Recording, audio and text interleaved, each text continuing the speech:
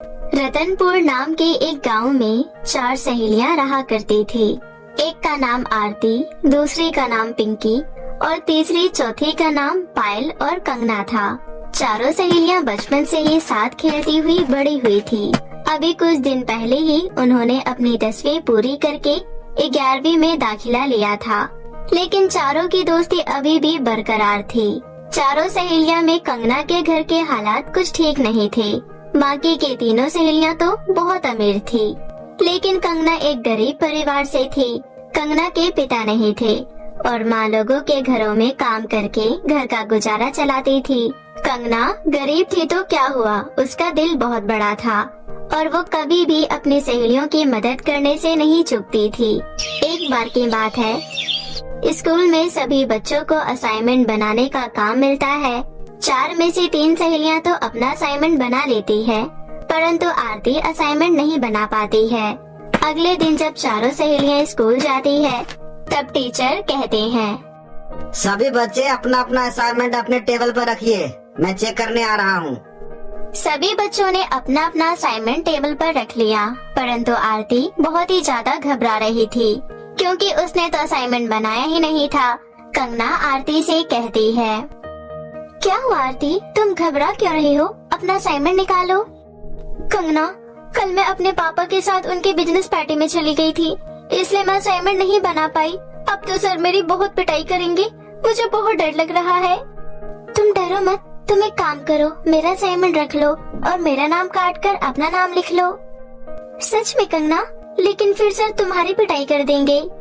कोई बात नहीं, क्या मैं तुम्हारे लिए इतना भी नहीं कर सकती हूँ? तुम मेरी दोस्त हो। इतना कहकर कंगना अपना असाइनमेंट आरती को दे देती है। जब टीचर कंगना के पास आते हैं तो कहते हैं, कंगना, तुम्हारा असाइनमेंट कहाँ है? सर मैंने अपना असाइनमेंट बना लिया था, लेकिन मैं लाना भूल गई। मैं कल पक्का ले आऊंगी सर। झूठ बोलने के लिए तुम्हारे पास कोई और बहाना नहीं था क्या कंगना? तुम्हारे चेहरे से साफ साफ लग रहा है कि तुमने असाइनमेंट बनाया ही नहीं है। अभी से भी समय है, पढ़ाई लिखाई पे ध्यान दो, वरना फेल हो जाओगी। अब सभी बच्चों के सामने 10 उठक बैठक लगाओ। टीचर के कहने पर कंगना सभी बच्चों के सामने 10 उठक बैठक लगाती है। थोड़ी देर बाद जब लंच हो जाता है, तो कंगना की बाकी 3 सहेलियां उसके पास आती है और फिर आरती कहती है, तुम्हारा बहुत बहुत धन्यवाद कंगना, और साथ में मैं तुमसे माफी भी मांगना चाहती हूँ। माफी किस लिए? मेरी वजह से तुम्हें पूरी क्लास के सामने उठक बैठक करना पड़ा, मुझे माफ कर दो। अरे कोई बात नहीं पागल, लंच हो गया है, चलो खाना खाते हैं। उसके बाद चारों सहेलियां खाना खाने चली जाती हैं। कंगना के अलावा बाकी तीनों बहुत अच्छा खाना लाया करती थी, लेकिन कंगना सूखी रोटी और चटनी लेकर आया करती थी। लेकिन फिर भी उसकी तीनों सहेलियां उसको बिल्कुल भी ऐसा एहसास नहीं करवाती थी कि उसका खाना अच्छा नहीं है। वो तीनों बड़े ही चाव से कंगना का खाना भी खाया करती थी। वैसे कंगना, तेरे घर की धनिया की चटनी तो बहुत ही कमाल की होती है, खाकर मजा ही आ जाता है। हाँ आरती, तुमने बिल्कुल सही कहा, मुझे भी कंगना के घर का खाना बहुत अच्छा लगता है। रहने भी दो अब तुम लोग, मुझे पता है तुम लोगों को सैंडविच और कटलेट के आगे मेरी सूखी रोटी और धनिया की चटनी थोड़ी ना अच्छी लगती होगी। तुम तो बस मेरा दिल रखने के लिए कहती हो। ऐसा कुछ भी नहीं है कंगना, अब तू ज्यादा मत बोल और चुपचाप से खाना खा, समझी? बड़ी आई। इसी तरह उन चारों में बहुत प्यार था। कुछ समय बीत जाता है और उनकी दोस्ती में कोई भी बदलाव नहीं आता है। एक बार की बात है, कंगना का बर्थडे आने वाला था। उसी विषय में कंगना की तीनों सहेलियां आपस में बात कर रही थी। गाइस, कंगना का बर्थडे आने वाला है और तुम्हें तो अच्छे से पता है उसके घर में उसका बर्थडे सेलिब्रेट नहीं करते। हाँ, तुम सही कह रही हो। तो फिर हमें क्या करना चाहिए? मैं बताती हूँ हमें क्या करना है। हम उसके लिए एक सरप्राइज पार्टी प्लान करते हैं और तीनों मिलकर उसे एक बहुत एक्सपेंसिव गिफ्ट देंगे। हाँ, ये आइडिया सबसे बेस्ट है। मुझे तुम्हारा आइडिया बहुत अच्छा लगा। लेकिन क्या? हम सब कोई जॉब तो नहीं करते, तो हम इतने सारे पैसे कहाँ से कलेक्ट करेंगे? अपनी पॉकेट मनी से। हमें हर हफ्ते पॉकेट मनी तो मिलती है ना। हम तीनों अपनी अपनी पॉकेट मनी सेव करेंगे और उसके बाद एक छोटी सी पार्टी प्लान करेंगे और उसके लिए एक एक्सपेंसिव सा लहंगा खरीदेंगे, क्योंकि उसके पास कोई लहंगा नहीं है और उसे लहंगा बहुत पसंद है। तीनों आपस में कंगना के बर्थडे की प्लानिंग कर लेती है। अब वो तीनों अपनी हर हफ्ते की पॉकेट मनी सेव किया करती थी। दिन बीतते जाते हैं और समय का बिल्कुल पता नहीं चलता। कंगना के बर्थडे से एक दिन पहले पिंकी और पायल आरती के घर जाती हैं और तीनों अपने अपने पैसे काउंट करती है। हम तीनों के पैसे मिलाकर टोटल 2000 रुपए हुए हैं। 2000 में हम सब कुछ कैसे मैनेज करेंगे? देख, 1000 में तो हमारी पार्टी प्लान हो जाएगी, बाकी के 1000 रुपए का लहंगा खरीद लेंगे। कौन देगा तुझे 1000 रुपए का लहंगा? तुझे पता नहीं है लहंगे का प्राइस कितना ज्यादा होता है? हाँ, मुझे दुनियादारी की नॉलेज कहाँ है? हम सबकी दादी अम्मा तो तू ही है ना। यार गाइस, तुम दोनों लड़ना बंद करो। अभी हम जिस चीज की प्लानिंग कर रहे हैं उस पर फोकस करो। हम एक काम करते हैं, मार्केट चलकर पता कर लेते हैं, क्या पता हमें कोई 1000 रुपए का कोई अच्छा सा लहंगा मिल जाए। पिंकी की बात मानकर वो तीनों मार्केट चली जाती है। तीनों मार्केट तो चली जाती है, लेकिन उन्हें पूरा मार्केट घूमने के बाद भी 1000 रुपए का लहंगा कहीं नहीं मिलता। वो तीनों काफी मायूस हो जाती है। पायल की आंखों में आंसू आ जाते हैं और वो कहती है, यार हमने कितना कुछ सोचा था, लेकिन हमें शाम हो गई है और अभी तक हमने कुछ भी अरेंज नहीं किया है। न ही लहंगा मिला और अभी तक हमने उसके बर्थडे के लिए डेकोरेशन भी नहीं किया। आज रात को 12 बजे ही हम उसे सरप्राइज देने वाले थे। मायूस मत हो यार, हमने अपनी तरफ से तो पूरी कोशिश की है ना। चल घर चलते हैं। इसके बाद तीनों अपना मुंह लटकाकर घर की ओर जाने लगती है। तभी उन्हें अचानक से सुनसान रास्ते पर एक दुकान दिखाई देती है, जिसके ऊपर बड़े बड़े अक्षरों में लिखा था कि यहाँ 1000 रुपए से कम दाम में ही लहंगे मिलते हैं। ओए, अचानक से यहाँ पर ये दुकान कहाँ से आई? हम मार्केट भी तो इसी रास्ते से गए थे, उस टाइम तो कोई दुकान नहीं थी। चल, अब तो अपना गोबर वाला दिमाग लगाना बंद कर। क्या पता हमने ना देखा हो इस दुकान को। चल अंदर चलकर देखते हैं। वो तीनों अंदर चली जाती है। वहाँ पर एक बहुत खूबसूरत लड़की लहंगा बेच रही थी। उन्हें उस दुकान में 1000 रुपए में ही एक बहुत खूबसूरत लहंगा मिल जाता है, जिसे पाकर वो तीनों बहुत ज्यादा खुश होती है और उस लहंगे को लेकर वो तीनों आरती के घर चली जाती है। आरती कहती है, गाइस हमें लहंगा तो मिल गया, अब हमें डेकोरेशन करना है। चलो लग जाओ अपने अपने काम पर। उसके बाद वो तीनों आरती के घर में ही बहुत अच्छा बर्थडे का डेकोरेशन करती है। डेकोरेशन करने के बाद वो तीनों कंगना के घर जाती है और पायल कंगना से कहती है, सुन कंगना, यार तुझे तो पता है हमारे एग्जाम आने वाले हैं और हम तीनों ही पढ़ने में बिल्कुल बेकार है। हम चारों में सबसे ज्यादा पढ़ने में तेज तू ही है। आज प्लीज हमारे साथ आरती के घर चलना। हमने सोचा है हम रात को बैठकर ग्रुप स्टडी करेंगे। अरे बस इतनी सी बात, रुको मैं मम्मी से पूछ कर आती हूँ। कंगना मम्मी से पूछ कर आती है और उसके बाद वो तीनों आरती के घर चले जाते हैं। आरती के घर में दूसरे कमरे में बैठकर वो लोग झूठ मूठ का पढ़ाई करने का ढोंग करने लगते हैं। जैसे ही 12 बजते हैं वो सभी जोर से चिल्लाती है, हैप्पी बर्थडे कंगना। अरे यार, तुम लोगों को मेरा बर्थडे याद था? मुझे तो खुद ही मेरा बर्थडे याद नहीं था। Thank you so much. अच्छा अब किताबों को छोड़ और हमारे साथ चल। वो तीनों मिलकर कंगना को डेकोरेशन किए हुए रूम में लेकर जाती हैं। इतनी अच्छी सजावट और सुंदर सा केक देखकर कंगना बहुत खुश होती है। तभी वे लोग उसे लहंगा देती हैं। कंगना को लहंगा भी बहुत पसंद आता है और वो तुरंत अपने पुराने कपड़े चेंज करके वो लहंगा पहन लेती है। लहंगा कंगना के ऊपर बहुत जच रहा था। उसके बाद वो अपनी सभी सहेलियों के साथ केक कट करती है और पूरी रात वो लोग बहुत डांस करते हैं और पार्टी करते हैं। सुबह कंगना अपनी सहेलियों से कहती है, तुम लोगों का बहुत बहुत धन्यवाद। मैं अपना ये बर्थडे जीवन में कभी नहीं भूल पाऊंगी। थैंक यू सो मच मेरे बर्थडे को यादगार बनाने के लिए। चल चल अब ओवर एक्टिंग मत कर। कंगना की ये बात सुनकर सभी हंसने लगते हैं। उसके बाद कंगना अपने घर जाती है और अपनी माँ को सारी बात बताती है। कंगना की माँ भी बहुत खुश होती है। कंगना ने लहंगा पहना हुआ था। वो लहंगा पहनकर जैसे ही खाना खाने के लिए बैठती है, उसका खाना बहुत स्वादिष्ट पकवानों में बदल जाता है। ये सब देख कंगना को कुछ भी समझ नहीं आता। अरे ये सब कैसे हुआ? जैसे ही मैंने इस खाने को छुआ, मुझे ये स्वादिष्ट पकवान मिल गया खाने के लिए। फिर कंगना वो स्वादिष्ट पकवान बहुत खुश होकर खा लेती है। अभी तक उसे इस बात का अंदाजा भी नहीं था कि उसका लहंगा जो उसकी सहेलियों ने उसे गिफ्ट किया है वो एक जादुई लहंगा है। इसी तरह कुछ दिन बीत जाते हैं। सब कुछ नॉर्मल चल रहा था। एक बार की बात है, एक रात बहुत तेज बारिश होने लगती है। कच्चा मकान होने के कारण कंगना का मकान बारिश में ढह जाता है और कंगना और उसकी माँ बेघर हो जाती है। कंगना आस पड़ोस के लोगों से बहुत मदद मांगती है। मदद करो काकी, देखो हमारा घर ढह गया है, अब हम कहाँ रहेंगे? तो हमसे क्या कह रही है, हम तेरी कोई मदद नहीं कर सकते। कंगना मायूस होकर वापस अपनी माँ के पास चली जाती है, जो टूटे हुए मकान के आगे खड़ी होकर रो रही थी। रो मत माँ, देखना भगवान हमारी मदद जरूर करेंगे। तभी अचानक से कंगना का जादुई लहंगा, जो कि मलबे के नीचे दबा हुआ था, एकदम से बहुत बड़ा आकार ले लेता है और एक लहंगे के घर के रूप में बदल जाता है। ये सब देख दोनों माँ बेटी बहुत हैरान हो जाती है। माँ, ये तो वही लहंगा है जो मेरी सहेलियों ने मुझे मेरे बर्थडे पर गिफ्ट किया था।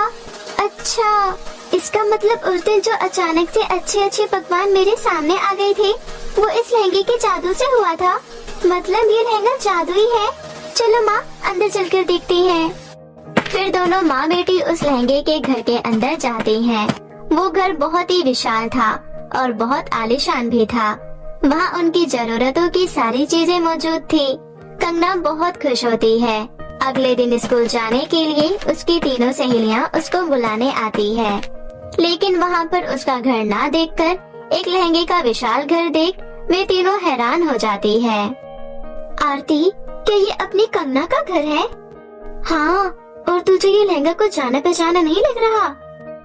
अबे ये तो वही लहंगा है जो हमने उसको बर्थडे पर गिफ्ट किया था। वे लोग इस तरह से बातें कर ही रही थी कि तभी कंगना घर से बाहर निकलती है और उन्हें सारी बात बताती है। सारी बात जानने के बाद वो चारों सहेलियां उस दुकान पर जाती है जहाँ से उन्होंने वो लहंगा खरीदा था। जब वो वहाँ पहुँचती है तो देखती है कि वहाँ तो कोई दुकान ही नहीं है। ये सब क्या हो रहा है? मुझे तो कुछ भी समझ नहीं आ रहा। तुझे कुछ समझ आएगा भी नहीं बुद्धू, क्योंकि तेरे दिमाग में गोबर जो भरा है। इस तरह चारों सहेलियां हंसने लगती हैं। उस दिन के बाद से जादुई लहंगे के घर की वजह से कंगना को भी किसी चीज की कोई कमी नहीं होती और अब वो अपनी सहेलियों की तरह अपना जीवन खुशी खुशी व्यतीत करने लगती है। एक छोटी सी गांव में रक्षिता नाम की एक अनाथ लड़की रहती थी। अपना गुजारा करने के लिए रक्षिता एक बहुत बड़े घर में नौकरानी का काम करती थी। नौकरानी का काम के साथ साथ रक्षिता ने अपनी 12वीं तक की पढ़ाई भी पूरी कर ली थी, लेकिन कॉलेज में एडमिशन के लिए उसके पास पैसे नहीं थे, इसलिए वो कॉलेज में एडमिशन नहीं ले पाती है। जब भी रक्षिता दूसरे बच्चों को कॉलेज जाते हुए देखती थी तो उसे अपनी किस्मत पर बहुत रोना आता था। एक दिन रक्षिता सो रही थी, तभी सपने में उसकी मरी हुई नानी की आत्मा आती है और उससे कहती है, मेरी प्यारी बच्ची, मुझे पता है तू अकेले बहुत दुख झेल रही है, लेकिन अब तेरे सारे दुख खत्म होने वाले हैं। आज मैं तुझे एक राज की बात बताने वाली हूँ जो मैंने कभी किसी को नहीं बताया था। तू झोपड़ी के पीछे वाली जमीन की खुदाई कर, वहाँ तुझे बहुत सारा खजाना मिलेगा। तभी अचानक रक्षिता की नींद खुल जाती है। अरे ये क्या? सपने में नानी मेरे से किसी खजाने की बात कर रही थी। अब मैं क्या करूं? उस दिन रात को रक्षिता को नींद नहीं आती है और अगली सुबह वो ये बात अपने दोस्त को बताती है। संजना, कल रात को मेरे सपने में मेरी नानी आई थी और उन्होंने मुझे बताया कि मेरी झोपड़ी के पीछे खुदाई करने पर मुझे ढेर सारा खजाना मिलेगा। अच्छा, एक बार अपनी झोपड़ी के पीछे खुदाई करके देख, क्या पता तेरी नानी की बात सच हो जाए। संजना की बात मानकर रक्षिता अपने घर जाती है और झोपड़ी के पीछे खुदाई करने लगती है। बहुत देर तक खुदाई करने के बाद रक्षिता को एक बॉक्स मिलता है। रक्षिता जैसे ही उस बॉक्स को खोलती है उसे उसके अंदर बहुत सारा सोने का सिक्का और सोने का हार मिलता है। ये सब देखकर रक्षिता हैरान रह जाती है। अरे वाह, इसका मतलब सपने में नानी ने मुझसे बिल्कुल सही कहा था। अब मुझे कभी भी गरीबी नहीं देखनी पड़ेगी और मैं बहुत अच्छे कॉलेज में एडमिशन भी ले सकूंगी। धीरे धीरे ये बात गांव के सभी लोगों को पता चल जाती है और गांव के कुछ गरीब लोग रक्षिता के घर पर आ जाते हैं। बेटी, मैंने सुना है तुम्हें बहुत सारा खजाना मिला है, इसलिए मैं तुम्हारे पास मदद मांगने आई हूँ। लेकिन आपको मेरे से क्यों मदद चाहिए? मेरे बेटी की तबीयत बहुत खराब रहती है, इसलिए मैं उसका इलाज एक अच्छे अस्पताल में करवाना चाहती हूँ। इस दुनिया में मेरे बेटे के अलावा मेरा कोई नहीं है। मैं उसको इतनी जल्दी खोना नहीं चाहती हूँ। कृपया करके मेरी मदद करो। ठीक है आंटी, मैं अभी आपको कुछ सोने के सिक्के देती हूँ। उन्हें बेचकर आपको बहुत सारे पैसे मिल जाएंगे। उसके बाद आप अपने बेटे का इलाज बहुत अच्छे से अस्पताल में करवा लेना। इतना बोलकर रक्षिता उस गरीब औरत को कुछ सोने के सिक्के देती है। तभी भीड़ से निकलकर एक बूढ़ी महिला रक्षिता के पास आती है और उससे कहती है, बेटी, मेरी दुष्ट बहू ने मुझे घर से बाहर निकाल दिया है। अगर तुम मेरी मदद करो तो मैं एक छोटा सा घर बनाकर चैन से रह सकती हूँ। हाँ अम्मा, मैं आपकी मदद जरूर करूँगी। ये लीजिए, आप भी सोने के सिक्के ले लीजिए। इस तरह एक एक करके रक्षिता वहाँ मौजूद सभी लोगों की मदद करती है।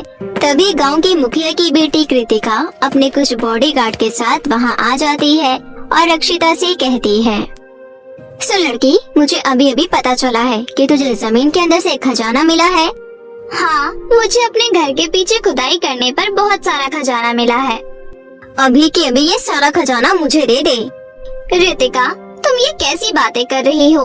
खजाना तो मेरा है, फिर तुम उसे क्यों ले जाना चाहती हो? मैं तेरी बकवास सुनने नहीं आई हूँ। मुझे बस खजाना चाहिए। जल्दी से खजाना दे, वरना मैं तुझे जेल में बंद करवा दूंगी।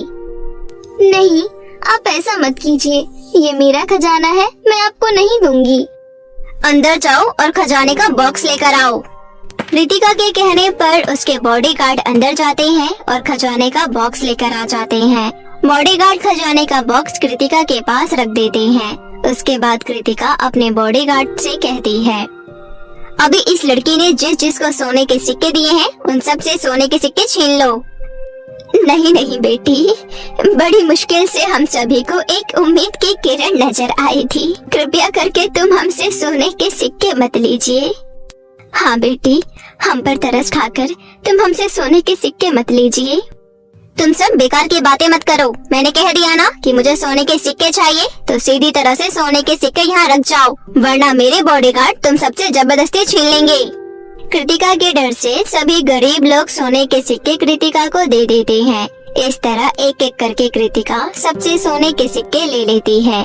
कृतिका पर रक्षिता और गांव वालों को बहुत गुस्सा आता है, लेकिन वो सभी चाहकर भी कुछ नहीं कर पा रहे थे। तभी रक्षिता की दोस्त संजना आती है और वो उसके कान में कहती है, तो चिंता मत कर रक्षिता, इस कृतिका को सबक सिखाने का मेरे पास बहुत बढ़िया तरीका है। कृतिका संजना की बात सुन लेती है और गुस्से से कहती है, क्या कहा तूने? तू मुझे सबक सिखाएगी? तेरी इतनी हिम्मत? अगर मैंने एक बार अपने पापा से कह दिया ना, तो वो तुझे और तेरे परिवार को गांव से धक्के मारकर निकाल देंगे। अच्छा, तो ये बात है। रुक जा, मुखिया की घमंडी बेटी, अब तेरी खैर नहीं। दरअसल संजना एक बहुत बड़ी जादूगरनी को जानती थी।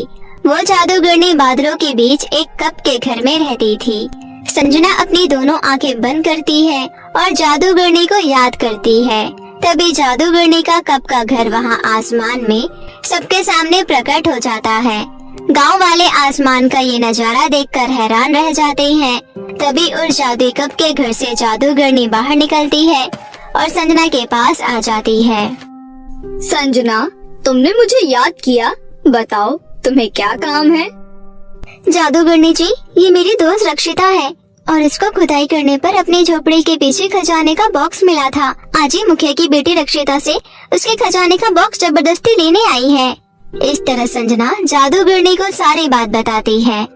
तभी कृतिका कहती है, अच्छा, तो तूने मदद के लिए इस जादूगरनी को बुलाया है? मैं इन जैसे जादूगरनी से नहीं डरती हूँ। मेरे बॉडीगार्ड अभी इसे मौत के घाट उतार देंगे। चुप कर जा घमंडी लड़की, सच में तुझे सबक सिखाना जरूरी है। उसके बाद जादूगरनी अपनी जादुई छड़ी घुमाती है। तभी बादलों में मौजूद कप के घर से गरम गरम पानी निकलता है। गरम गरम पानी कृतिका और उसके बॉडीगार्ड के ऊपर गिरने लगते हैं। हाय, मैं तो मर गई। अचानक गरम पानी मेरे ऊपर कैसे गिरने लगा? अरे कोई बचाओ मुझे। देखते ही देखते कृतिका के सारे बाल टूटकर जमीन पर गिर जाते हैं और वो गंजी हो जाती है। साथ ही कृतिका दिखने में बहुत काली और बदसूरत हो जाती है। कृतिका के बॉडीगार्ड डरकर वहाँ से भाग निकलते हैं। क्यों घमंडी लड़की, तू तो बहुत बड़ी बड़ी बातें कर रही थी। बोल, अब तेरा क्या कहना है? मुझे माफ कर दो, मैंने बहुत बड़ी गलती की है। आज के बाद मैं कभी किसी को परेशान नहीं करूँगी। इतना बोलकर कृतिका वहाँ से भाग जाती है। इस तरह सब कुछ ठीक हो जाता है। कृतिका खजाने की मदद से धीरे धीरे बहुत अमीर हो जाती है और गरीब लोगों की भी मदद करती है।